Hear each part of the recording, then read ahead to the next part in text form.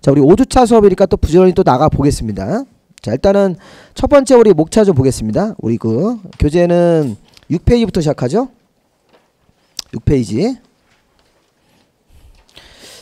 그 6페이지 나오죠? 예. 6페이지. 그 맨 처음에 용어 정리부터 나와야 되죠? 용어 정리부터 나오죠? 예. 그래서 용어 정리를 보시면 일단 뭐 시험에서는 그 행정 계획이 있습니다. 행정 계획. 예. 국토계획부에서는 우리가 공법에서 맨 처음에 배우시는 법, 국토의 계획 및 이용에 관한 법률 배우시잖아요. 그러면 우리 맨 처음에 이 국토의 계획 및 이용에 관한 법률,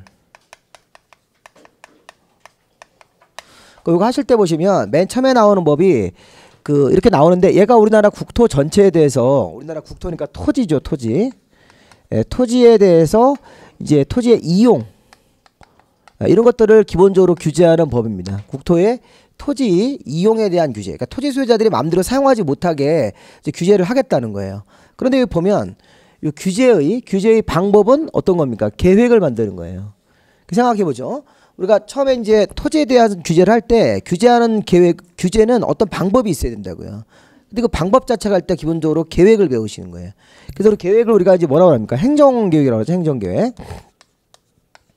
국토계획법 내에서 행정청이 만드는 계획이 있다. 그래서 공법에서는 계획 부분을 정확하게 좀 이해를 하시는 게 이제 좋죠. 계획이 어떤 거냐 이런 거 부분을 잘 정리를 하셔야지 그 계획에 대해서 시험 문제가 많이 나오기 때문에. 그래서 그 교재를 보시면 행정계획 중에서 첫 번째가 뭐가 있습니까? 예, 광역도시계획이 있고 도시기본계획이 있고 도시관리계획이라는 게 있습니까? 예, 그렇게 있어요. 일단 그 세 가지 계획이 일단 가장 기본적으로 국토계획법에 나오는 중요한 계획입니다. 그 요거 말고 지구단위 계획이라는 것도 있고 입지규제 최소구역 계획도 있습니까? 근데 잘 보면 지구단위 계획하고 입지규제 최소구역 계획은 거기 도시관리계획으로 그 번호가 이렇게 양가로 1, 2, 3, 4, 5, 6 가운데 그 5번에 보시면 맨 끝에가 지구단위 계획으로 끝나고 6번에 보면 입지규제 최소구역 계획으로 끝나죠? 네, 그러니까 결론적으로는 지구단위 계획하고 그 최소구역 계획을 배우긴 하지만 걔도 결국에는 도시관리계획의 내용으로 볼 수 있어요. 예, 지금 제가 무슨 얘기를 했어요? 도시관리계획이라는 게 가운데 있는데 그게 도시관리계획이 6가지 종류가 있잖아요. 그죠?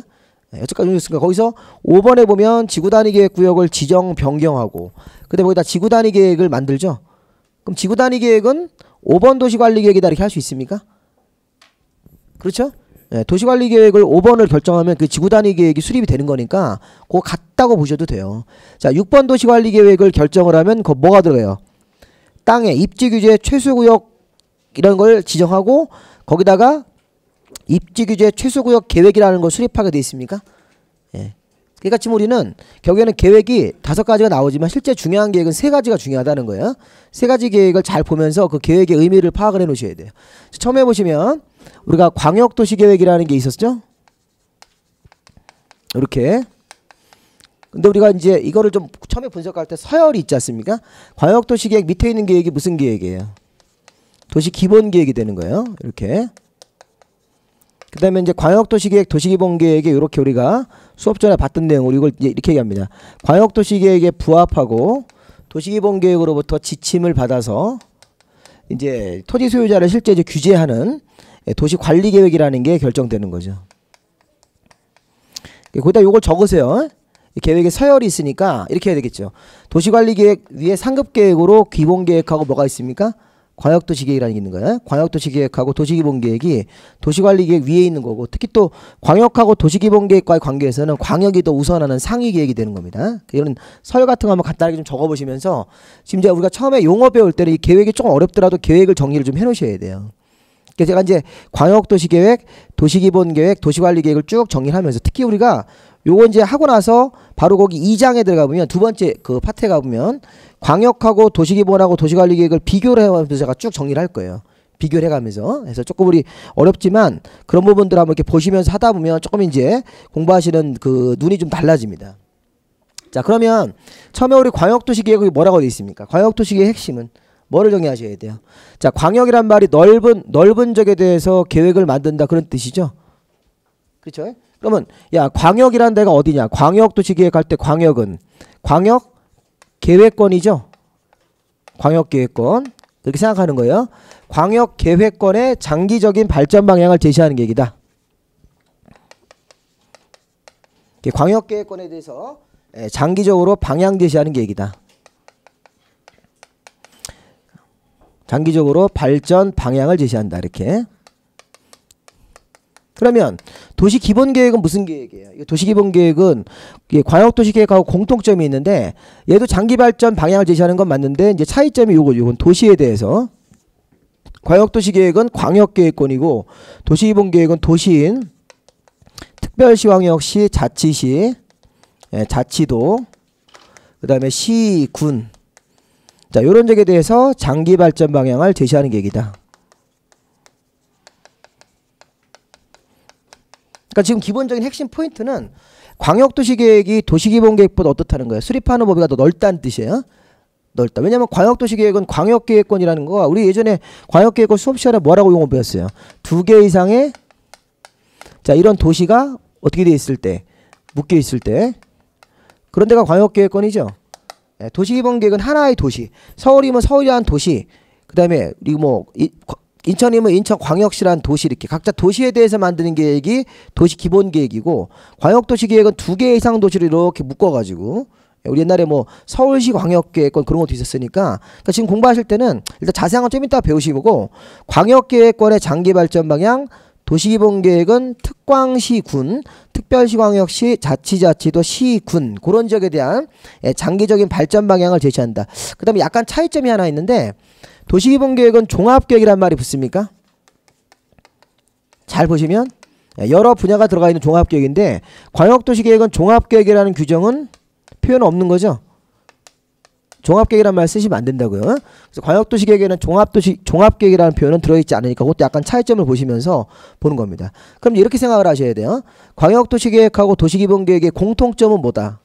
장기 발전 방향이다. 국민들의 권리를 직접적으로 침해하는 계획은 아니고 장기적으로 방향만 제시하는 계획이다. 차이점은 그렇게만 아시면 돼요. 하나는 광역계획권이라는 2개 이상 도시를 묶은 지역, 2개 이상 도시가 이렇게 묶여야 돼요.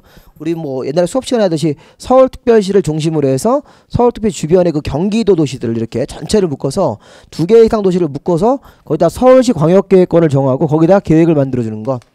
자, 근데 이게 도시기본계획 각자 도시에서 이렇게 각자 도시에서 장기 발전 방향을 세워주는 계획은 도시기본계획이다. 이렇게. 공통점과 차이점 위주로 이렇게 보시면 되겠습니다. 자, 문제는 3번의 도시관리계획이 중요한 거죠. 우리 오전에도 계속 도시관리계획 배우고 있는데, 자, 도시관리계획이라고 하는 것은 요거 도시관리계획은 광역도시계획에 부합하고 기본계획으로 지침을 받아서 실제 우리 토지 수요자들을 규제하기 위한 토지 수요자한테 권리를 침해하는 그런 도시관리계획을 우리 행정청이 이제 결정이라는 걸 하죠. 그래서 우리 도시관리계획은 뭐라고 돼 있어요? 자, 이것도 도시로 시작합니다. 아까 우리 도시기본계획처럼 도시로 시작하면 수립하는 결정하는 장소가 어디예요? 도시관리계획을 만드는 장소도 특별시, 광역시죠. 그 다음에 자치시, 자치도, 그 다음에 시군 이렇게 시군 이런 적이죠. 이렇게 똑같이 도시에 대해서 특별시, 광역시, 자치자치도, 시군 이런 적에 대해서 어떻게 하는 계획이다? 이거는 개발하고 정비를 하고 보전을 하는 계획이다. 이렇게. 그럼 이것도 차이점이 보십시오. 기본계획하고 차이점. 기본계획이랑 공통점하고 차이점이 있는데 똑같이 이렇게 특광시군에다 기본적으로 수립하는 계획인데 이건 특광시군에 대한 발전 방향 제시하는 계획이지만 이거는 구체적으로 개발하고 정비하고 보전을 하는 계획이다. 이렇게. 우리 뭐라고 그래요? 실행계획이라고 하죠. 실행계획. 우리 행정청이 만드는 계획은 실행하는 계획도 있고 장기적으로 방향 제시하는 계획도 있고 이렇게 그런 느낌으로 보셔야 된다고요. 그러니까 실행한다는 게 실제 토지 위에다가 계획을 만들어서 국민들의 권리를 침해하는 그런 성격의 계획이 있다는 거예요. 근데 이제 이게 어려운 게 뭐냐면 계획이니까 우리 눈에 보이지가 않는다고요.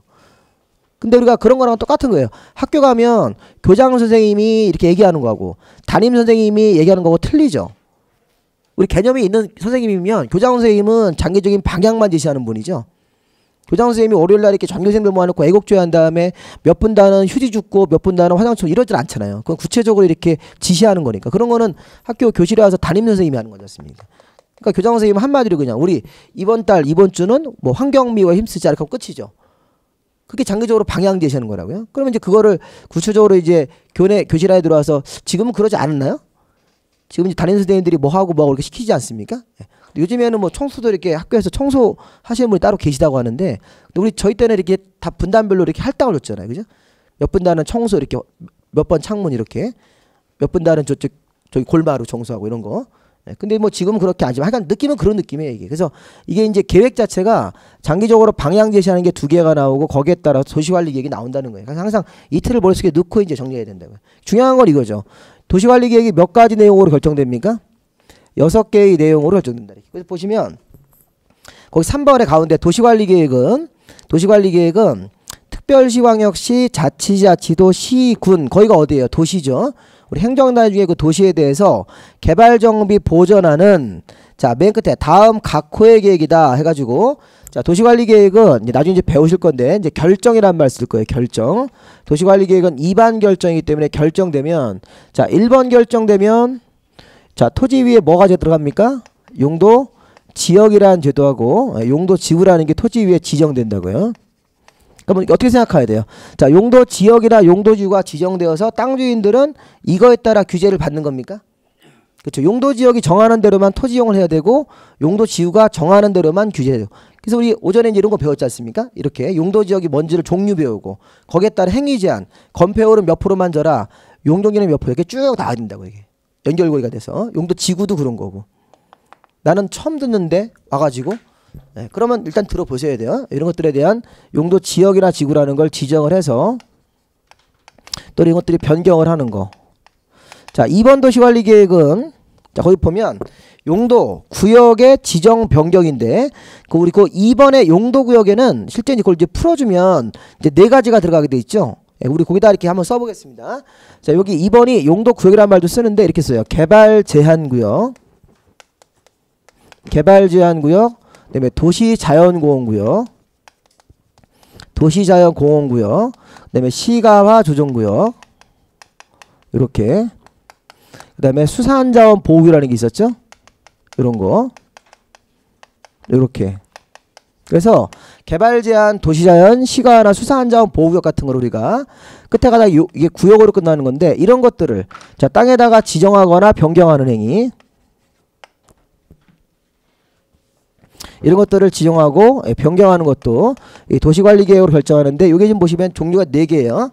개발제한구역, 도시자연공원구역, 시가조정구역, 수산자원보호구역 이렇게 4가지 형태로 용도구역을 들어갈 수 있습니다. 근데 이제 그게 우리가 새로 작년도 말에 개정돼 가지고 6번이 새로 추가됐어요. 입지규제.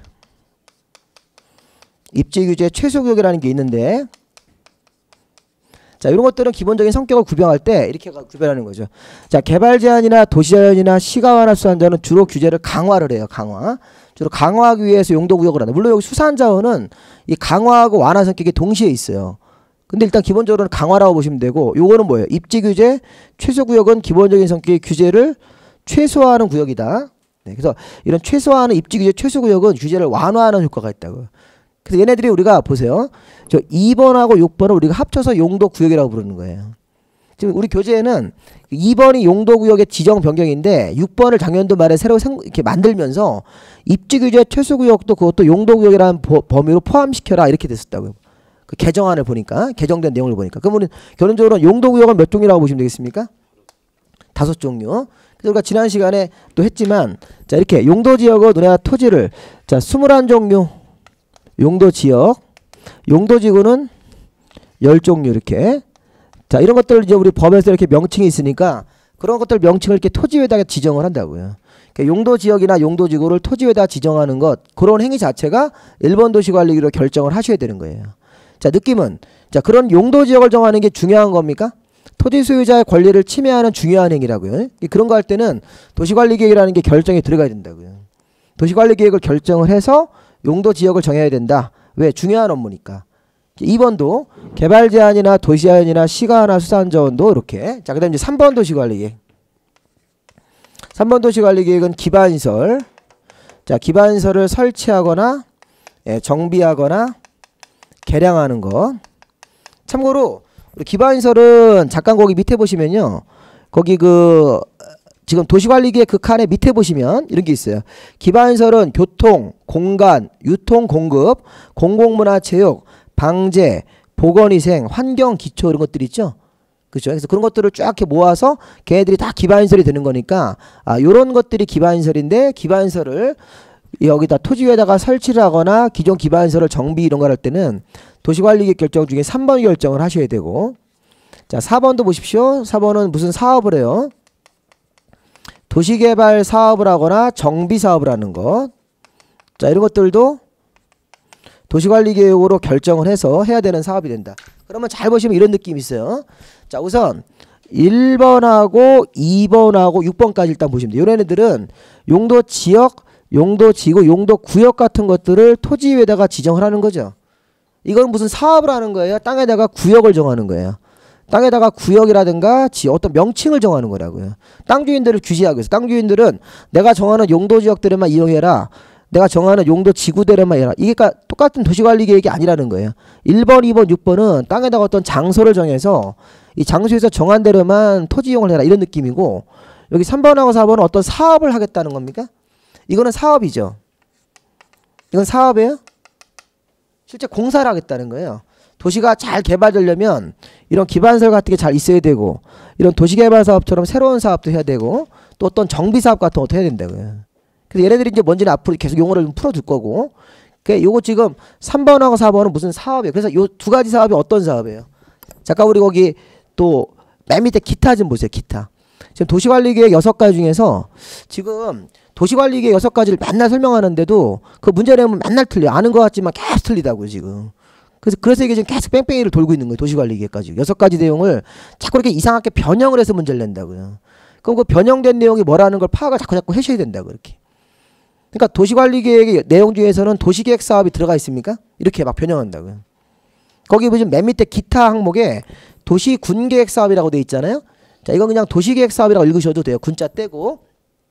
그러면 도시관리계획을 시행하기 위한 다음과 코 사업으로 도시계획 시설사업, 도시개발사업, 정비사업이라고 돼 있습니까? 거기서? 그럼 이거네. 도시개발사업, 여기 정비사업, 그 다음에 이거 기반시설 만드는 사업. 기반시설이 그게 도시계획 시설이 되는 거죠. 예, 우리 용어 정리할 때 기반시설이 도시관리계획 결정되면 도시계획시설로 이렇게 이름이 바뀌잖아요. 그러니까 얘가 지금 기반시설이 이제 앞으로 배울 건데 이 기반시설 자체가 도시계획시설이 된다고요. 그건 어디서 나옵니까? 그 도시계획 시설 사업이라는 것은 다시 그 위에 박스에 보시면 좀 유기적으로 연결이 좀 되셔야 되는데 거기 번호에 그 기반시설 옆에 보시면 2번에 도시계획 시설이라는 용어가 있죠. 거기에 자 기반시설 중에서 도시관리계획으로 결정된 시설 요거 보니까 좀 전에 기반시설이 그러니까 이렇게 정리를 하셔야 돼요. 기반시설이 뭐냐 이렇게 봤더니 아까 써있는 것들 그 7종류가 다 기반시설들이다. 근데 그 기반시설을 땅에다가 설치하려면 도시관리계획이라는 것을 결정을 해야 된다. 여기 앞에 결정이라고 써있잖아요. 3번 결정 안에 기반시설을 설치하려면 이 3번 도시관리계획을 결정을 해야 된다. 그러면 그 도시관리계획 결정이 되면 그때부터는 그 시설 자체가 기반시설이 아니라 도시계획시설이 된다. 이렇게 도시관리계획 결정 나와 있는 시설이니까 그러면 그런 도시계획 시설 만드는 사업 그 다음에 도시개발사업 정비사업 이렇게 세 가지 사업을 모아서 우리가 도시계획사업이라고 부른 거라고요. 그러니까 여기 지금 기반시설 만드는 사업이 결국에는 이게 도시계획시설이 되는 거라고 이렇게. 그럼 요거 시설 만드는 사업 요거 기반시설도 시설이고 도시계획시설도 시설이니까 같은 거로 봐도 된다고 이게. 같은 시설이에요 둘 다. 근데 다만 도시관리계획 나왔냐 안 나왔냐 2차이즈 가지고 기반시설인지 도시계획시설인지 이거 나누고 있는 거잖아요. 이 법에서. 그럼 요 시설 만드는 사업하고 도시개발 사업하고 요 정비사업 요 세 가지 사업을 모으면 이게 무슨 사업이 돼요? 이게 바로 도시계획사업이 된다고. 도시계획사업. 그러니까 도시계획사업은 도시관리계획 중에서 3번하고 4번 사업을 말하는 거라고 이렇게. 3번 사업이 도시계획 사업이 되는 거라고요. 그래서 이제 1번하고 2번, 6번 도시관리계획은 땅에다 뭘 장소를 정하는 거, 용도 지역이나 지구를 정해서 땅 주인들을 규제하려고 하는 거. 용도 구역도 마찬가지고. 근데 6번의 입지위의 최소구역 같은 경우는 이건 규제를 완화하기 위해서 하는 거. 예. 자, 그 다음에 이제 우리 5번은 뭡니까? 지구단위 계획이죠. 5번은 이렇게 지구단위 계획, 구역이라는 것을 이렇게 도시의 일부에다 지정을 하고 거기다가 무슨 계획을 만들어주는 거예요? 지구단위 계획이라는 걸 만들어준다고 이렇게. 이렇게 그러니까 지구 단위 계획을 만들어서 행정청이 이렇게 상세하고 체계적인 개발 계획을 만들어주는 것. 자, 지구 단위 계획 나오면 우리가 생각할 때 지구 단위 계획 구역을 정하고 거기다 지구 단위 계획을 만든다. 그러면 지구 단위 계획 만들면 이거 경제적으로 좋은 거다.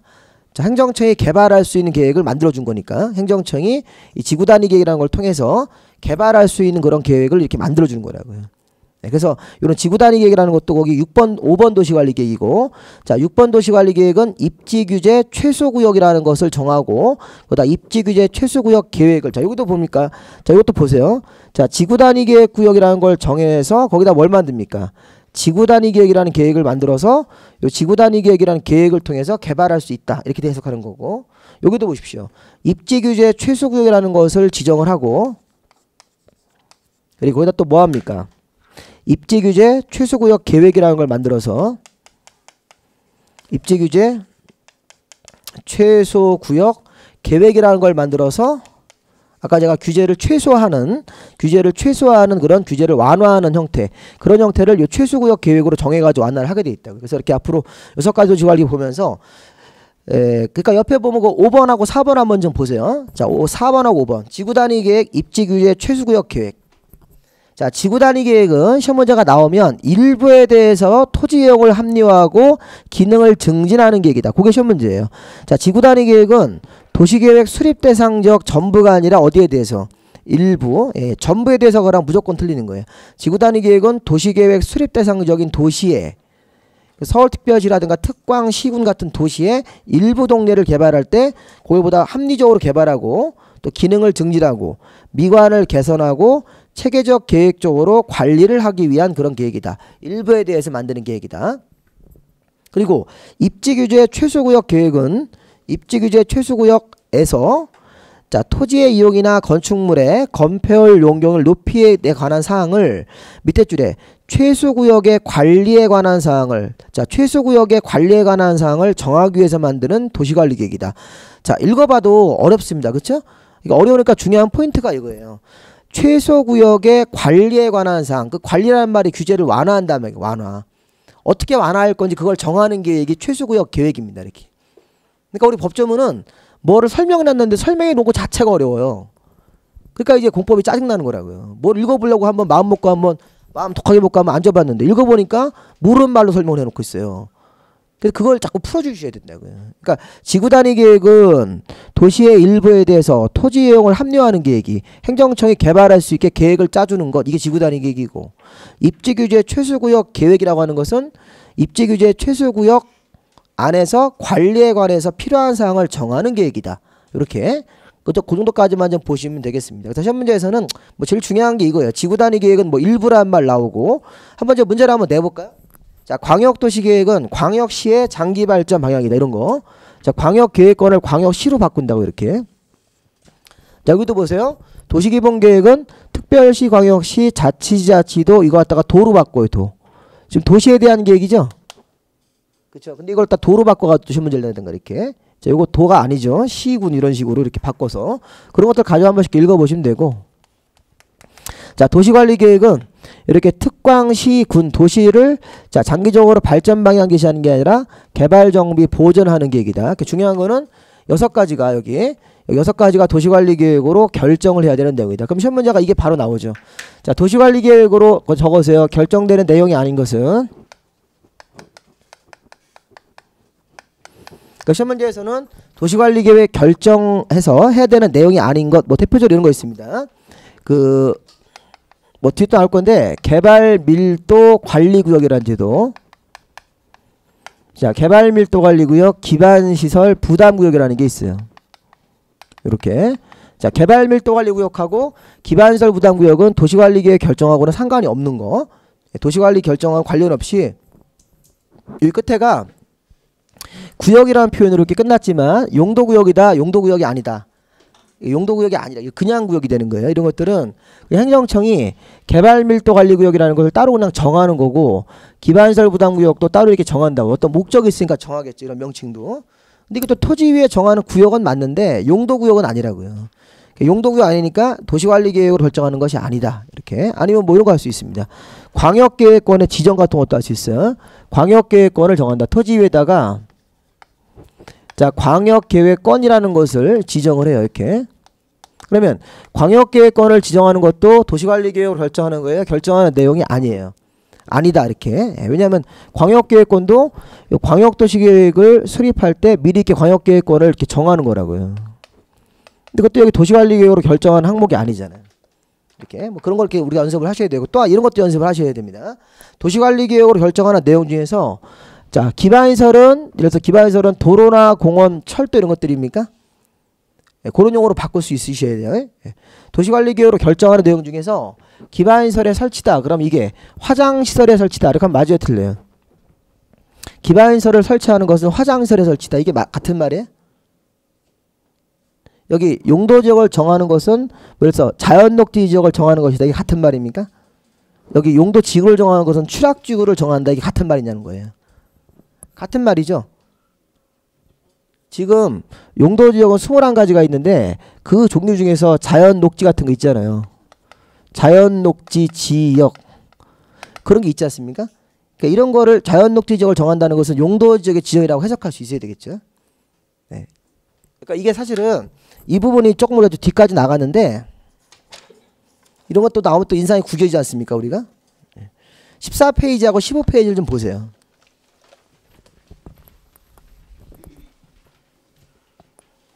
자, 14페이지를 보시면 거기 그 용도지역의 종류가 21가지들이 쭉 나와요. 21가지가 이렇게. 그 다음에 가운데는 용도지구. 네, 그 다음에 거기 이제 페이지가 또 앞으로 넘어가셔가지고서 거기 용도구역이라는 게 개발제한, 도시자연, 시가와 수산자원, 그 다음에 입지규제, 최소구역이 들어가 있다고. 이렇게. 그러면 얘네들이 예를 들어서 거기 14페이지에 거기 용도지역 중에서 뭐 도시지역도 있고 뭐 관리지역 중에서 뭐 준공업지역을 정한다, 3종 일반주거지역을 정한다, 준주거지역을 정한다, 자연녹지지역을 정한다, 맨 끝에 농림지역을 정한다, 네, 뭐 자연환경 보존. 이게 지금 용도지역이란 얘기죠. 네, 그걸 빨리 느낌을 딱 받아야 된다고요. 용도지역 지정이란 말을 그대로 이렇게 낼 수도 있겠지만 용도지역은 21가지가 있으니까 그 하나의 명칭을 툭 던져주는 거예요. 이렇게. 네. 그 다음에 여기 용도지구도 경관지구, 미관지구, 고도지구, 추락지구, 뭐 개발지능지구 이런 게 거기 보면 오른쪽에 용도지구 명칭이 쭉 나온다고요. 그런 거. 그 다음에 용도구역도 여기 2번하고 이제 6번 써 있으니까 이런 명칭을 나왔을 때 도시관리계획으로 결정하는 것이 맞다 이렇게 얘기를 해야 된다고요. 기반시설 1화 나올 때는 뭐 화장시설이라든가 뭐 도로라든가 철도 이렇게 문제를 낼 수도 있고. 그래서 이거 한번 보시면서 이 앞부분은 이제 그렇게 정리를 좀 해놓으셔야 된다고. 자, 다시 이제 앞으로 오십시오. 자, 이 부분이 조금 원래 어렵습니다. 이게 도시관리계획으로 결정하는 것이 국토계획법의 가장 핵심적인 부분이에요. 그러니까 이런 데 조금 이렇게 명칭이 아직 익숙치 않아도 이런 것들을 이제 그렇게 연결을 해서 이제 문제를 푸셔야 됩니다. 그러니까 시험 문제에서 도시관리계획으로 결정하는 것이 아니고 이런 거는 지금 용도구역 자체도 아니고 이것도 뭐 전혀 상관이 없는 말 아니에요. 도시관리 결정하고 상관이 없는 것들이다. 그래서 정리를 해보면 이 국토계획법에 여러 가지 업무가 있는데 그 업무 중에서 도시관리계획으로 결정을 해서 해야 되는 게 있고 처리를 해야 되는 게 있고 도시관리계획으로 결정하지 않고도 하는 그런 것들도 있다. 이런 느낌으로 기본적으로 보시면 되겠습니다. 자, 그 다음에 이제 그 용어 정리에서 이제 밑에 보시면 기반시설, 도시계획설, 광역설 얘네들은 공통점이 끝에가 뭐로 끝나요? 시설로 끝나요. 시설. 그러니까 가장 중요한 것은 기반시설이에요. 기반시설. 기반시설은 우리 법에 정해져 있다. 몇 가지가? 7가지가. 한번 읽어볼게요. 도로, 철도, 항만, 공항, 주차장 이런 것들은 교통시설. 자, 광장이나 공원, 녹지는 우리 이제 가족들하고 주말에 놀러가는 공간시설. 공간이라고 그래요. 광장, 공원은 휴식하는 공간이기 때문에 공간시설. 그 다음에 유통 업무 설비라는 게 시장 같은 거예요. 시장. 자, 수도, 전기, 가스라는 게 이렇게 집으로 공급해 주는 것들이라고요. 그러니까 유통, 공급, 그걸 이제 하나의 기반시설 종류로 본다고요. 그러니까 유통하는 그런 설비도 있었고 수도, 전기, 가스 이렇게 공급하는 시설도 있었고 그 다음에 학교, 공공청사, 문화시설, 공공 필요성이 인정되는 체육시설 등 이런 것들은 공공문화 체육시설 이렇게. 자, 그 다음에 이제 하천이나 유수지, 저수지, 방화, 방풍 이런 것들은 재해를 예방할 수 있는 방제시설이다. 자, 우리 하천이 재해 예방 역할을 합니까? 예, 중랑천 비가 많이 오면 중랑천에 물을 잘 저장을 해서 한강 쪽으로 보내가지고 홍수를 조절한다고요.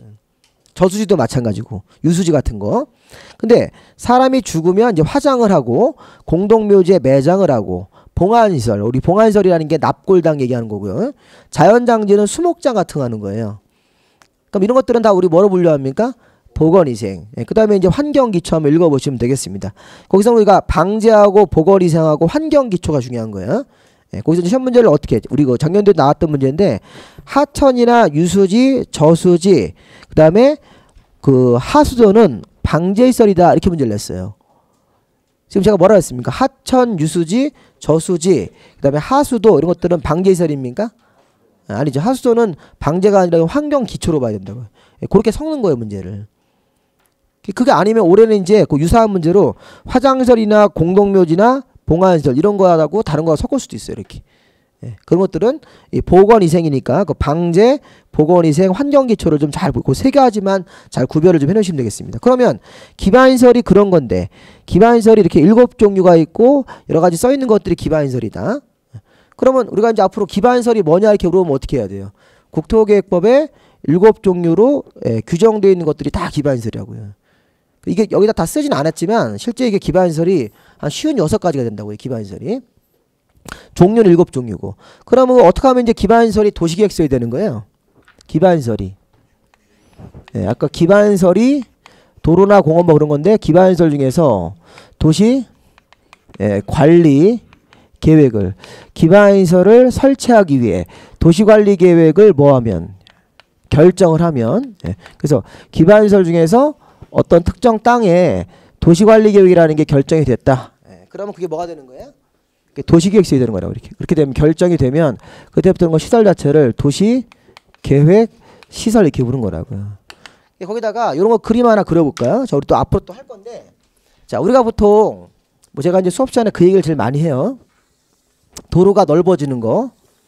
이 도로가 기존에 이게 2차선 도로밖에 안 돼가지고. 이 차선이 2차선밖에 안 되니까 차들이 매번 이제 막힌다고 이렇게. 차량들은 또 많고 도로는 좁으니까. 근데 이 도로의 왼쪽 편으로 보면 개인들의 땅이 이렇게 있어요. 갑이 소유한 토지가 있고 여기는 을이 소유한 토지가 있고 이렇게. 여기는 병이 소유한 토지가 있다고 이렇게. 이 도로가 쭉 이렇게 이어지는데 밑에 토지들은 생략을 하고. 그러면 좀 보세요. 우리 행정청은 이 도로가 이게 좁아서 차량들이 매번 막힌다. 이게 막히는 거예요. 막히면 어떤 일을 해야 돼요? 도로를 추가로 설치해야 되는 거죠. 그럼 보세요. 도로를 추가적으로 설치한다는 말이 뭐냐? 새로운 도로를 만들어도 되고 기존 도로를 이렇게 연결해서 이렇게 확장해도 되는 거고. 그게 이거 하는 거예요. 그럼 기반시설 중에서 도로를 어떻게 하겠다는 거예요? 설치를 하겠다. 그럼 제일 먼저 할 일이 뭐예요? 도시관리계획을 결정을 해야 되죠. 어디다가? 이 도로 왼쪽에다가. 여기다 지금 도시관리계획 결정을 하는 거잖아요. 도시관리 결정이라는 게 뭐냐면 이게 선을 긋는 거예요. 선을 그시면 그럼 이게 바로 도시관리계획이 결정이 나왔다. 그러면 도시관리계획 결정 나왔다는 말이 뭐냐면 위치예요. 위치. 위치라든가 이런 규모 같은 것들이 결정이 된다는 거로 이렇게. 위치와 규모가 지금 결정됐죠. 그쵸? 네. 아니 지금 여기다가 도로를 더 만들겠다 이렇게 여기까지 위치 정한 거 아닙니까? 네. 그리고 이게 규모가 여기가 도로가 설치가 되는데 이게 4차선인지 6차선인지 결정이 되는 거라고 이렇게. 자, 이렇게 되면 이게 보십시오. 요 토지에서는 요 갑이 소유한 토지가 11번지, 을이 소유한 토지는 12번지, 병이 소유한 토지는 13번지. 밑에 있는 토지는 다 생략을 좀 하는 거예요. 이렇게 다 그럴 수 없으니까. 그러면 이 토지들이 지금 어떤 토지들입니까? 도시관리계획이 결정이 나온 토지가 되는 거죠. 그러니까 앞으로 여기서는 앞으로 이게 이 파란색이 앞으로 도로예요. 도로인데 이 도로 예정지라고 부릅니다. 이렇게. 앞으로 도로가 설치될 땅이니까. 그러면 앞으로 여기서는 뭐라 부르는 거예요? 도로를 기반시설로 부르는 거예요? 도시계획서라고 부르는 거예요? 도시계획서로 불러야죠. 이런 도시관리 결정이 나오기 전에는 기반시설을 앞으로 설치할 거다 이렇게 얘기하는데 도시관리계획 결정이 딱 나와버려서 위치가 딱 잡히면 요 위치로 딱 들어가서는 요 번지수 안에서는 도시계획설인 도로다 이렇게 얘기를 하는 거예요. 그러니까 실무에서 우리가 도시계획설인 도로, 도시계획설인 광장, 도시계획설인 공원 그러면 위치가 어딘지 알 수 있다는 거 위치. 정확한 도로 설치할 위치를 확인할 수 있고 광장의 위치를 확인할 수 있다는 거. 그런 의미가 있는 거예요. 근데 기반설인 도로, 기반설인 공원 이런 말을 하면 아직 위치가 어딘지도 모른다라는 거예요. 그냥 대충 어느 동네에다 생긴다 이런 식으로 이렇게. 그게 그런 의미가 있다고요. 그래서 보시면 기반설은 도시관리계획, 기반설 중에서 도시관리계획으로 결정돼서 그러면 광역설은 또 어떻게 분류하는 거예요? 왼쪽에 있는 기반설 중에서 도시관리계획이 결정이 나와 있으면 무슨 설이 되는 거고 도시계획설이 되는 거고 왼쪽에 있는 기반설 중에서 일부 시설은 빼가지고 광역으로 재분류를 하는 거예요. 자, 왼쪽에 기반설 중에서 2개 이상 특광시군에 걸치는 시설이 어떤 거예요? 광역설이고 2개 이상 특광시군이 공동으로 이용하는 것도 광역설입니까? 네, 그렇게 기반설 중에서 살짝 빼주는 거예요. 광역설로 이렇게 빼가지고 2개 이상 특광시군에 걸치는 것 도로, 철도, 운하, 수도, 전기, 가스 같은 것들 이런 것들이 걸치는 거고 공동으로 이용하는 거는 뭐가 있습니까? 항만공항, 자동차정류장, 공원이 있는 거죠. 네, 그럼 엄밀히 얘기하면요. 왼쪽에 기반설로 가셔가지고 도로, 철도는 뭐예요? 기반설은 기반설인데 이쪽에 광역설 쪽으로 넘어갈 때 뭐로 넘어가셔야 돼? 걸치는 거로 넘어가야 됩니까? 네, 반면에 항만이나 공항 이런 것들은요. 공동으로 이용하는 광역설로 가야 되는 겁니까? 네, 그러니까 분류를 다시 재분류하라는 얘기예요. 기반설 중에서 일부 시설이 걸치는 형태로 들어가 있을 때는 이게 뭐가 되는 거고 2개 이상 특광시군에 걸치는 광역설로 가야 되는 거고 그 다음에 광역설 중에서 공동으로 이용하는 형태인 광역설로 분류할 수도 있다는 겁니다. 근데 이제 광역설은 별로 중요한 건 아니니까 굳이 시험 문제를 낸다면 이렇게 되는 거예요. 도로, 철도, 운하, 항만, 공항 이렇게 섞어버려요. 섞어가지고 2개 이상 특광시군이 공동으로 이용하는 것이다. 이렇게 바꾼다고요. 그것만 주의하시면 돼요. 그래서 이제 광역설 공부할 때는 도로, 철도, 운하, 수도, 전기, 가스는 뭐 하는 거다? 걸치는 광역설. 그 다음에 항만, 공항, 자동차 정류장, 공원 이런 것들 나오면 공동으로 이용하는 광역설. 그 부분만 잘 분류를 좀 해놓으시면 되겠습니다.